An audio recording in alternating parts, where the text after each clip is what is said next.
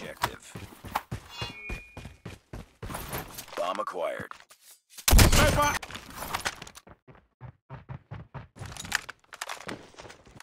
Sniper down! Sniper! خیلی خوش اومدید به اولین ویدیوی چنل من. و دوم اینکه سلام، اصلا یادم نبود، حواسم نبود. سلام، خیلی خوش اومدید به اولین ویدیوی چنل. البته اولین ویدیو که نمیشه گفت بچه‌ها، اولین ویدیو لانگ چنله. اولین ویدیو که شورت ویدیو آپلود کردیم 2 روز پیش. آره آقا، خیلی سریع بریم سراغ اصل مطلب. این که حالا شما چرا رو این ویدیو کلیک کردید، چرا دارید به این صدای چیز من گوش میدید، یه دلیل مشخصی داره. شما یا حالا تایتل رو دیدید یا حالا تامنیل. الکی که نمیان یه ویدیو رو باز کنن ببینن. یه ویدیو رو میخوای ببینی که به کارت میاد، یه چیزی که تو رو میخندونه، یا یه چیزی که حالا داره بهت یه چیزی رو یاد میده و حالا دلایل دیگه.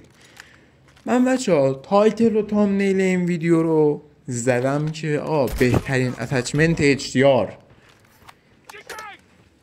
تو هر حالت وان شات میکنه. یه همچین چیزی زدم، احتمال خیلی 100%. و شما بچه به این دلیله که نشستین الان دارین صدای منو میشنوین و دارین به حرف من گوش میدین دیگه، و میخوام بدونین که این چجوریه، اصلا چرا یه همچین چیزی شده، چرا من اینو زدم، کلیک بیت زدم؟ نه، جواب نه. این اتچمنتی که من دارم بهتون میدم بچه تو هر حالت وانشاته. اصلا برو باش والبنگ بزن، نمیدونم حالا ببین به نوک پاش بزن، اصلا وانشاته. اصلا امکان نداره بچه این اتچمنت دمیج بده. خب حالا شاید بگید به اینکه خاصیت HDR این ویژگی اصلا اصلی HDR که دمیج نمیده و به کل وانشات میزنه میکنه. داشت خب الان چیکار کنیم ما؟ الان چرا نشستیم اینجا؟ اینجاست که بچه ها راز اصلی برملا میشه. ببینید این اتچمنت تنها اتچمنت من که نه، این بچه ها گان فقط تو یه حالت دمیج میده. اون حالت هم اینه آقا، اینه پشت دیوار باشه. یعنی شما میخواید به والبنگ بزنید، والبنگ رو بزنید، اگه بالا تنه بخوره 100 وانشاته، ولی اگه پایین تنه بخوره، یعنی بخوره به پاش، دمیج میشه. من اومدم این ویدیو رو دارم ضبط میکنم که هم بهترین اتچمنتش رو بهتون بدم و همین که این حالت رو هم از بین ببریم. یعنی دیگه به کل وانشات بشه، اصلا امکان نداشته باشه که دمیج. اصلا من نمیخوام روی دمیج رو ببینم، به این خاطر که تو اینجا داری صدای حالا منو میشنوی، داری به حرفام گوش میدی و منتظر اینی که من اتچمنتشو بهتون بدم. بیا این از اتچمنت بچه. این اتچمنت رو من یه حالا توضیحاتی هم بدم بهش، راجبش. این بچه اتچمنت مخصوص دوئله. حالا رنگ هم بچه میشه باش زد، یعنی نشد که نداریم، اصلا چه ربطی داره، چرا نشه باش رنگ زد. ولی بچه میگم اون مشکل هست، اون دمیجه رو میده تو اون حالت. اون دمیج والبنگ به پا 100 بچه دمیج میده. حالا اینو چجوری ما فیکس کنیم؟ ببینید اگه دوئل میزنید، حالا من توصیهم اینه که همین اتچمنت اولی که براتون گذاشتم رو استفاده کنید. خب ولی اگه رنگ میزنید، حالا من بچه با همین رنگ هم پلی میدم ولی خب اگه دنبال اینید که میگم دیگه به کل روی دمیج رو نبینید، یعنی حتی والبنگ هم دادید دمیج نشه، 100 وانشات بشه، HP 100 دیگه 100%، و به کل دمیج نشه، دارم اینو من بهتون میدم.